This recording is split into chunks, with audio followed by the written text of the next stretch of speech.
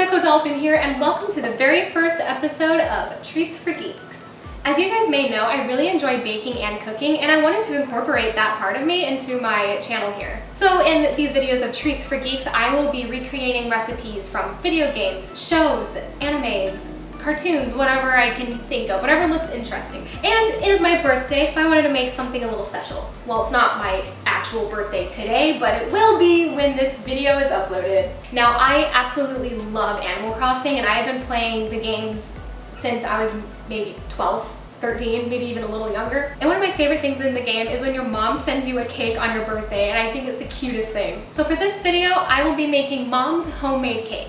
And I will be doing the chocolate version, the one that has like the little swirlies on top, which I'm honestly really excited for because I won't have to decorate it fully like I normally decorate cakes, and it's gonna save me so much time, and it'll be so nice. So the recipes that I will be using to recreate the chocolate version of Mom's homemade cake will be a chocolate cake with chocolate frosting and a chocolate ganache. Now, as a note, the amount of ingredients that I will be using today are going to make me a 6-inch cake. If you want something that's a little bit bigger, like if you're making it for friends or a party or whatever, I would recommend doubling the recipe. First things first, let's make the cake. For the cake, you will need a half cup and 6 tablespoons of flour, half cup of brown sugar, half cup of white sugar, 6 tablespoons of cocoa powder, 1 teaspoon of baking soda, half a teaspoon of baking powder, half a teaspoon of salt, 1/2 cup milk, half a cup of oil, half a teaspoon of vanilla, 1 egg at room temperature, and lastly, a half a cup of hot water. Set your oven to 350 degrees, and then prepare your pans with a little bit of cooking spray or some butter and flour if you'd like.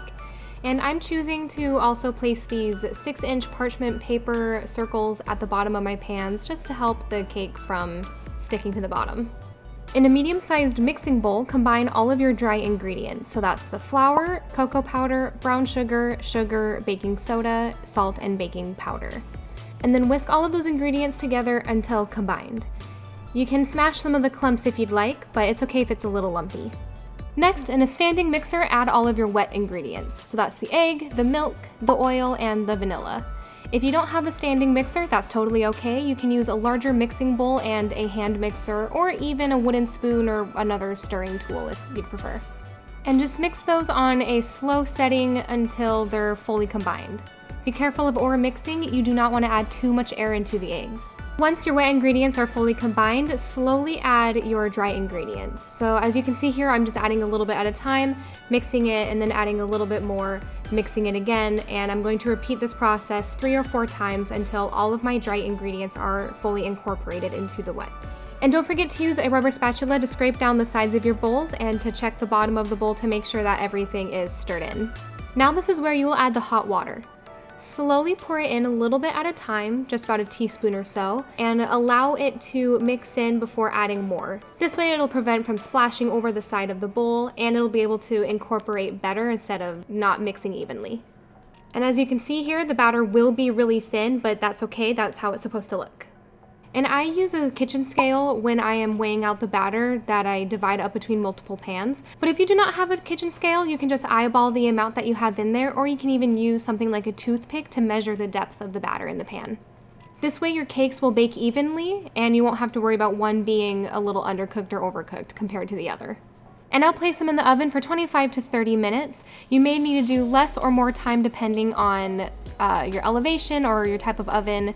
If you are using a bigger pan, you may need to add more time. While your cakes are in the oven, you can prepare the chocolate buttercream.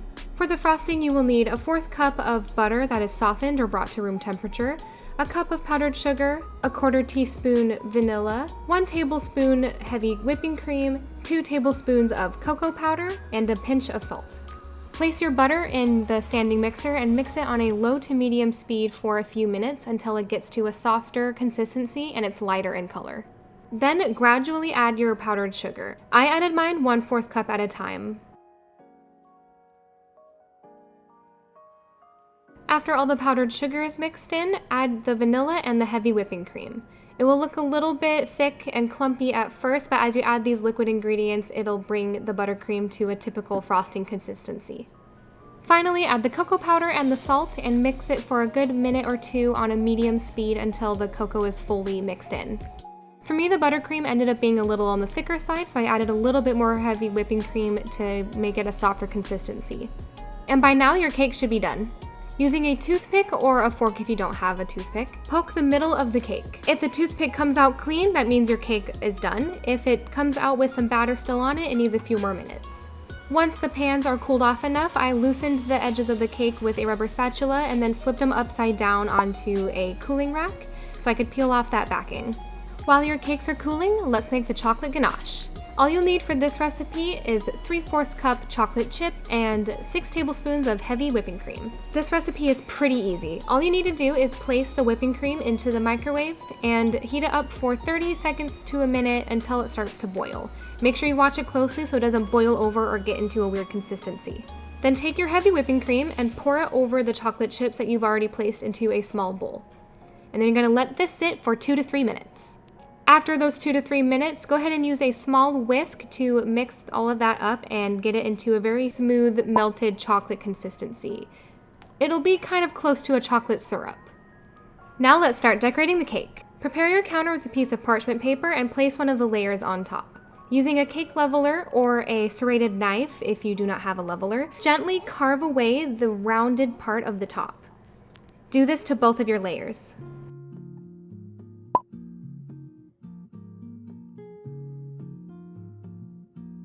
On your cake board, use some of that chocolate buttercream and basically paint a little spot onto the board. This will kind of act like a glue for the cake to stick to the board and it won't slide around while you're decorating. Then spoon a little bit of that frosting on top of that first layer and use an angled spatula to spread it around and get it to the edges. Once you have your frosting spread out, place the next layer on top of your cake and then place your cake in the freezer to set. You'll want it in the freezer because you want it to be cold enough for one of the later steps.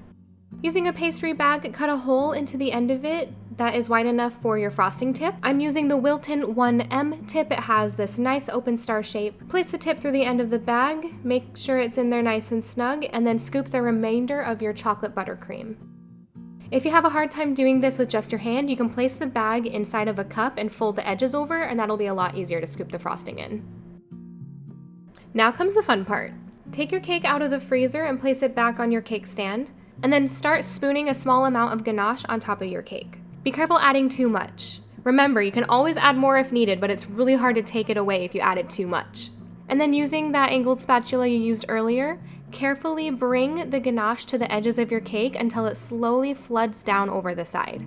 And staying true to the design of Mom's homemade cake, I'm only letting the ganache go about halfway down the cake. If some drips go a little farther, that's okay. And repeat this process until you've gotten it around the entirety of the cake. And lastly, we're going to take that bag of the buttercream that we had set aside earlier, and we're going to pipe what are known as rosettes on top of the cake. If you're not sure what a rosette is in terms of cake decorating, it's basically just a big circle that's drawn with the frosting, and it looks a specific way depending on the type of tip that you use. For the rosettes on this cake, I did 1 in the middle and then 5 around the edges to make it look like a flower. And for the final touches, just to add that last little detail on Mom's homemade cake, I am using these white pearl sprinkles from Betty Crocker, and then I'm just sprinkling a few on in an odd or an even number between the little corners of the rosettes. And now we're done. Mom's homemade cake is finally finished. And there we have it, the finished Mom's homemade cake chocolate version. The cake ended up staying nice and tender without getting too firm or too dry like a lot of chocolate cakes can get. And I just love the different color depth that we get with like the brighter brown chocolate versus the darker chocolate ganache. And the little sprinkles just add the perfect touch. I think Mom knows what she was doing when she was making this cake. And now it's time to try it. Happy birthday to me. Happy birthday to me. Happy birthday, dear me. Happy birthday to me. Oh, it's falling. Look at that, you guys. Triple chocolatey goodness. All right, first bite.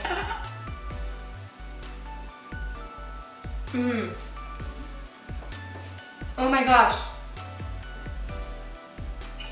I can eat this whole thing right now, the whole cake. This was definitely a success, and I'm going to have to try more Animal Crossing recipes in the future because now that they have the cooking available in the game, everything looks so delicious and I just want to eat it all. If you guys enjoyed this video, please give it a thumbs up. It really helps me out. And if you followed the recipe, please tag me somewhere on Instagram, Twitter, wherever, and show me how your cake turned out. If you have any recipes from games or an anime or something else that you'd like to recommend, please comment that down below and I'll look at that and see which I should try next. And as always, thank you guys so much for watching and we'll see you in the next one. Bye!